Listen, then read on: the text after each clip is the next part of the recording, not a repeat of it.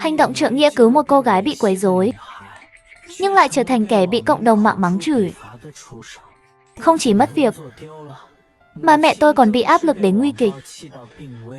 Trên đường đến thuốc cho mẹ, tôi gặp tai nạn và qua đời.